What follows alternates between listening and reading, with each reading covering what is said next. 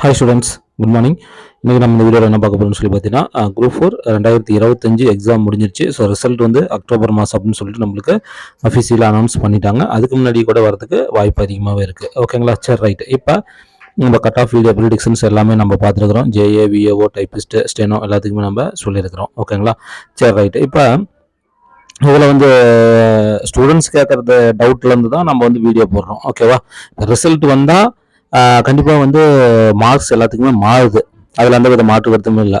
அப்போ வந்து பார்த்தீங்கன்னா போட்டி, அதாவது காம்படிஷன் எப்படி இருக்கும் அப்படிங்கிறது வந்து பார்த்தீங்கன்னா இப்போ நம்மளுடைய எதிர்பார்ப்பு. கண்டிப்பாக வந்து காம்படிஷனு பலமாக தான் இருக்கும். அது எப்படி அப்படிங்கிறது தான் நான் இந்த வீடியோவில் என்ன பண்ண போகிறேன், சொல்ல போகிறேன். ஓகேங்களா? ஏன்னா ஸ்டூடெண்ட்ஸ் வந்து நிறைய இதுக்கு பயந்துக்கிறாங்க.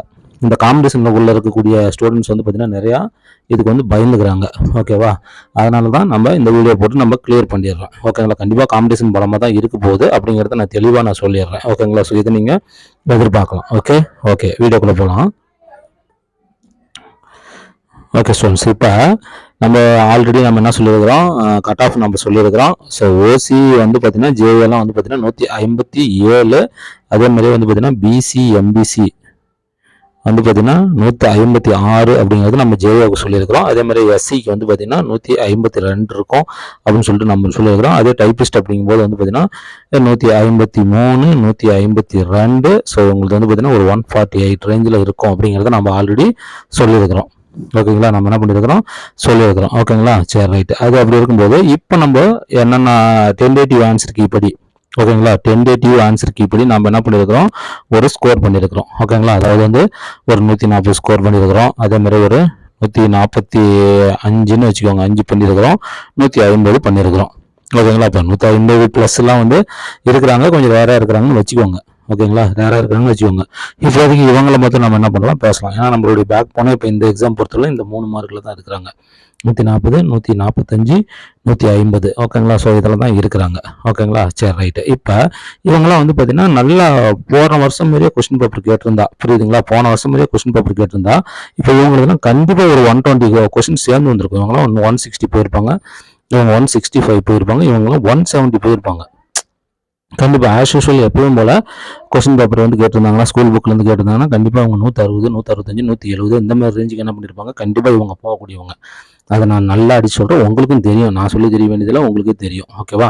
சரி, ரைட்டு. இப்போ இதை பற்றி பேசலாம். இப்போ இப்படி இருக்கா? சரி, ரைட். இப்போ டிஎன்பிசி டென்டேட்டிவ் ஆன்சர் கீழே என்ன பண்ணியிருக்காங்கன்னா, கொடுக்க வேண்டிய கேள்விக்கே வந்து பார்த்தீங்கன்னா ஆக்சுவலாக டென்டேட்டிவ்லேயே அவங்க கரெக்டாக கொடுத்துருக்கணும். அப்படி கொடுக்க வேண்டிய புக் சோர்ஸும் பக்காவாக இருந்து கொடுக்க வேண்டிய கேள்விகளுக்கும் ஒரு 4-5 கேள்விக்கு என்ன பண்ணியிருக்கிறாங்க, அவங்க மாற்றி கொடுத்துருக்காங்க. மற்ற இதுக்கு வந்து எதுக்கு வருது வரல அப்படிங்கிறதுலாம் நம்மளுக்கு வந்து வெயிட் பண்ணி தான் நம்ம பார்க்கணும். ஓகேங்களா? வெயிட் பண்ணி தான் பார்க்கணும். ஓகேங்களா? ஏன்னா நம்ம கிளைம் வந்து 30 கொஸ்டின் நம்ம சொல்லியிருந்தாலுமே அவங்க வந்து பார்த்தீங்கன்னா 8 கொஸ்டினை தாண்ட மாட்டாங்க. அதுதான் நடக்க போகுது. ஏன்னா போன வருஷம் 2024 குரூப் 1ல வந்து பார்த்தீங்கன்னா 30 கொஸ்டினுக்கு மேலே கிளைம் இது பண்ணியிருந்தாங்க, சேலஞ்ச் பண்ணியிருந்தோம். அவங்க கொடுத்தது 3-4 கொஸ்டின் கூட கொடுக்கல, புரியுதுங்களா? அவ்வளோதான் கொடுத்துருந்தாங்க. அப்படி இருக்கும்போது நம்ம சொல்கிறதெல்லாம் அது நடந்துடாது. டிஎன்பிசி வந்து பார்த்தீங்கன்னா மேக்ஸிமம் அவங்க கொடுக்க போகிறது வந்து பார்த்தீங்கன்னா ஒரு 8 கொஸ்டின்ஸ் கொடுப்பாங்க, அவ்வளோதான். அதுலேயே நம்மளுக்கு ஒரு 4 கொஸ்டின்ஸ் வந்து பார்த்தீங்கன்னா கன்ஃபார்மாக தரணும். ஓகே, 4 கொஸ்டின் வந்து பார்த்தீங்கன்னா டென்டேட்டிவ்லேயே கொடுத்துருக்கணும். அந்த பத்திரிக்கை, நியூ இந்தியா பத்திரிக்கை கொஸ்டின், அதுக்கப்புறம் வந்து அந்த ஐஎன்சி, அதுக்கப்புறம் டிபிஎஸ்பி, அதுக்கப்புறம் இந்த தலைவர் கொஸ்டின், இந்த 4 வந்து பார்த்தீங்கன்னா டென்டேட்டிவ்லேயே வந்து அவங்க ஆக்சுவலாக கொடுத்துருக்கணும். அதை வந்து தரல. ஆனால் இப்போ கொடுப்பாங்க. ஓகேவா? அதுக்கப்புறம் வந்து பார்த்தீங்கன்னா ஒரு 4 கொஸ்டின் தரலாம். ஓகே, வேறு எதுவுமே தரத்துக்கு வாய்ப்பு இல்லை. ஓகேவா? சரி, ரைட். இப்படி தந்தாங்க அப்படின்னா கண்டிப்பாக இப்படி தான் வந்து தருவாங்க. இப்படி தரும்போது என்னென்னா மார்க்கு கீழே இருக்கிறவங்க மேலே போவாங்க அல்லது ஈக்குவலாக வருவாங்க, புரியுதுங்களா? சரி, ரைட். இப்போ ஒன்றும் இல்லைங்க. இப்போ 8 கொஸ்டின் இப்போ கிளைம் ஆகுதுன்னு வச்சுக்கோங்க.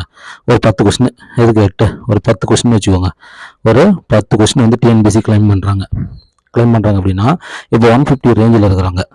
ஓகேங்களா? இப்போ 140 ரேஞ்சில் ஒருத்தர் இருக்கிறாங்க அப்படின்னா 150 ரேஞ்சில் இருக்கிறவங்க கண்டிப்பாக இந்த 10 கொஸ்டின் இருக்குது பார்த்தீங்களா, டிஎன்பிசி கிளைம் பண்ணுற அந்த 10 கொஸ்டினில் இவங்க 150 அதிக மார்க் இருக்கிறதுனால கண்டிப்பாக அவங்க கிளைம் பண்ணக்கூடிய கொஸ்டின்ஸில் இவங்க நிறைய கொஸ்டின் ரைட் டென்டேட்டிவ்லேயே வாங்கியிருப்பாங்க. டென்டேட்டிவ்ல என்ன பண்ணியிருப்பாங்க, வாங்கியிருப்பாங்க. அப்போ அவங்களுக்கு வந்து பார்த்தீங்கன்னா ஒரு 4 மார்க்கு இந்த மாதிரி தான் ஆட் ஆகும். ஓகேங்களா? அப்படிங்கும்போது அவங்க 154ல் இருப்பாங்க. இப்போ 145 இருக்கிறாங்கன்னு வச்சுக்கோங்க. அவங்களுக்கு வந்து பார்த்தீங்கன்னா ஒரு என்னது ஒரு 5 மார்க் ஆட் ஆகுதுன்னு வச்சுக்கோங்க. ஆல்ரெடி 5 மார்க்கு டென்டேட்டிவ் படி ரைட்டு. இப்போ புதுசாக 10ல் வந்து பார்த்தீங்கன்னா ஒரு 5 வந்து புதுசாக உங்களுக்கு ரைட் வருதுன்னா இவங்க ஒரு 150 மாறுவாங்க. ஓகேங்களா? ஆனால் இப்போ 140 இருக்குது பார்த்தீங்களா, அவங்க 10 கொஸ்டின்னா அவங்களுக்கு 10மே கிளைம் ஆகிறதுக்கும் வாய்ப்பு இருக்குது.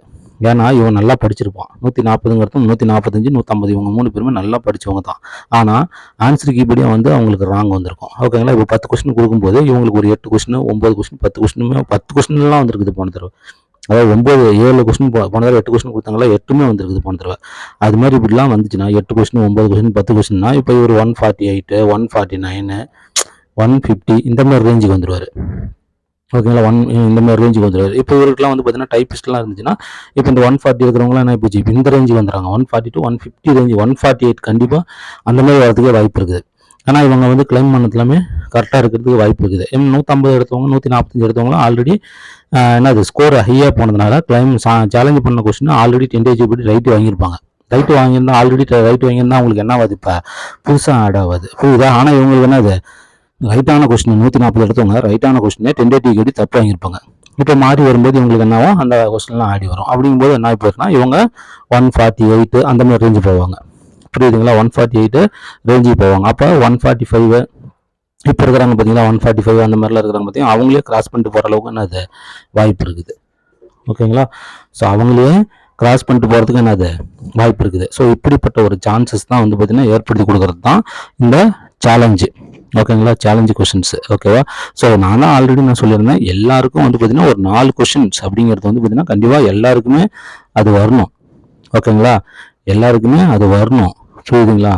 அதனால அதெல்லாம் பார்த்துக்கோங்க. இப்போ வந்து நீங்கள் அந்த இந்திய தேசிய காங்கிரஸுக்குலாம் நீங்கள் இப்போ டென்டேட்டிவ்ல ரைட் வாங்கியதுன்னா அதெல்லாம் கண்டிப்பாக மாறும். அப்படிங்குள்ள அது வந்து பார்த்தீங்கன்னா இப்போ ரைட் வாங்கினவங்க டென்டேட்டிவ் படி ரைட் வாங்கினவங்களுக்கு இப்போ அது தப்பாக மாறும். பிபிஎஸ்பிக்கு இப்போ ரைட் வாங்கி டென்டேட்டிவ் படி ரைட் வாங்கி மார்க் வச்சிருக்கிறவங்க இப்போ அது கண்டிப்பாக மாறும்போது உங்களுக்கு குறையும். ஓகேவா? அதே மாதிரி அந்த பத்திரிக்கை வந்து பார்த்தீங்கன்னா இப்போ டென்டேட்டிவ் படி ரைட் வாங்கினவங்களுக்கு கண்டிப்பாக அது இப்போ தப்பு வரப்போகுது. அது ஆன்சர் வந்தோடனே இப்போ ரிசல்ட் வரும்போது அது மாறி வரப்போகுது. தளிருக்கு ஒன்றும் பிரச்சனை இல்லை, ஓலையும் ரைட்டு தலையும் ரைட்டுன்னு வந்துடும். அது ஒன்றும் பிரச்சனை இல்லை. ஓலை போட்டவங்களாம் ஓலையெல்லாம் மேக்ஸிமம் யாருமே போட்டிருக்க மாட்டாங்க. புரியுதுங்களா? எல்லாருமே தளிர் தான் போட்டிருப்பாங்க. ஸோ வரும்போது அவங்களுக்கு எல்லாம் ஆட் ஆகும். புரியுதுங்களா? அதே மாதிரி இந்த பிரெஞ்சு மொழியெல்லாம் இப்போ மாறி வந்துச்சுன்னா எல்லாம் இப்போ மாறும்.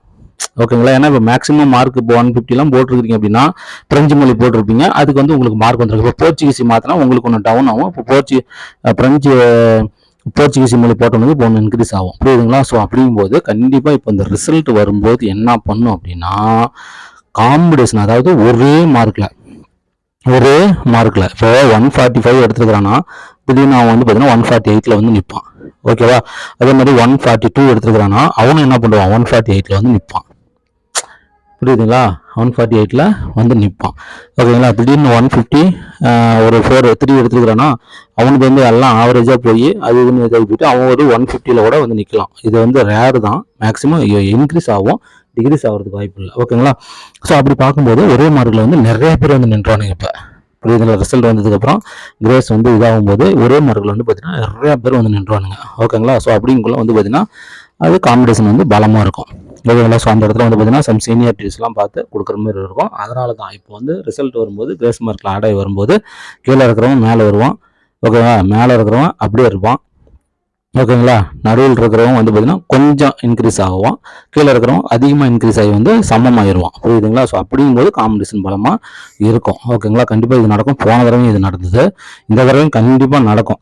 ஏன்னா எல்லாமே மேக்ஸிமம் இந்த மார்க் ரேஞ்சில் தான் இருக்கிறாங்க. 140, 145, 150 கண்டிப்பாக அது வந்து பார்த்தீங்கன்னா ஒரு மிக்ஸ்ட் ஆகிறதுக்கு வாய்ப்பு அதிகமாக இருக்கும். ஓகேவா? ஓகே ஃப்ரெண்ட்ஸ், பாருங்கள், மீண்டும் நல்ல வீடியோவில் மீட் பண்ணலாம். தேங்க்யூ.